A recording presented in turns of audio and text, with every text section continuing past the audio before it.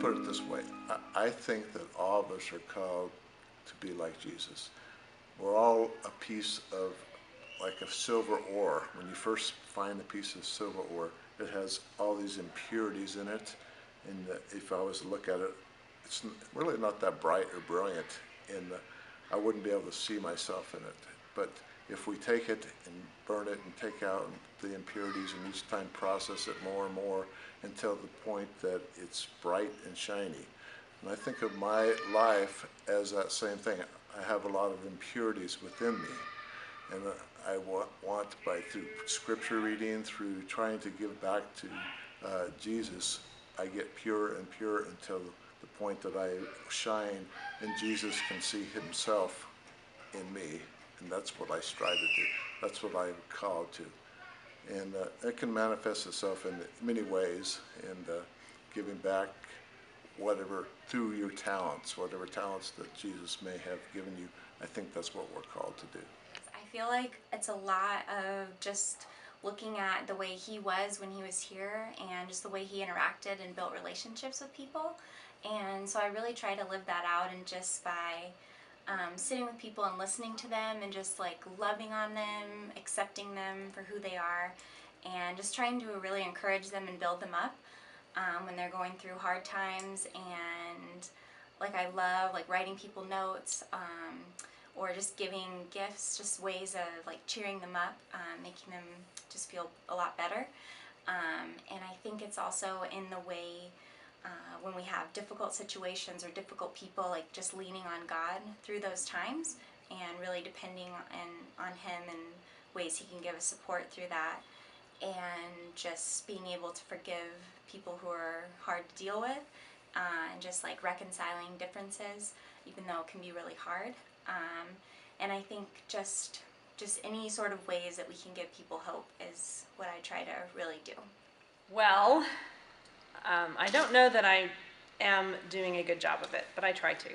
And the way I do that is I remember the promises that God gave me in Scripture. And my two favorite promises, I've got lots of favorites, but the two that I can think of right now are, the first one is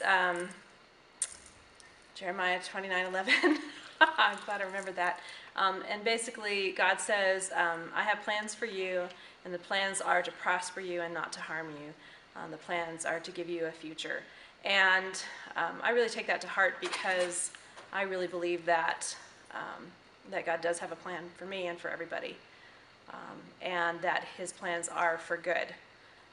And so I try and remember that as I go through my day.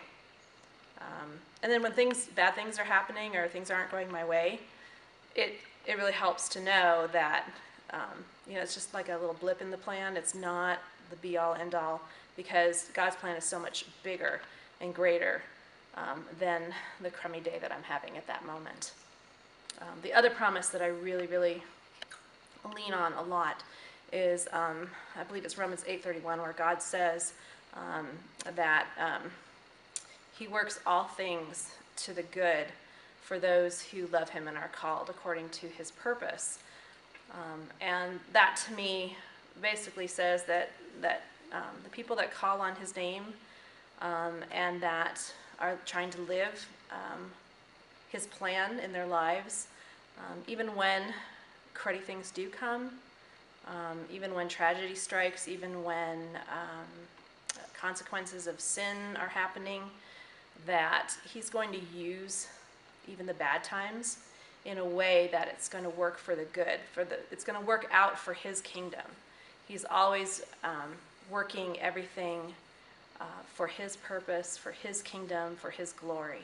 And so I've experienced that in my own life, where God's taken tragic things and has grown me, but also has allowed me to minister to others. And so his purpose and his glory is happening, even though it was a really rotten thing that happened to me. So I know and I trust on those promises, and I try and live my life knowing those things. I am living the life that Jesus called me to live by praying for those and encouraging those who don't know him.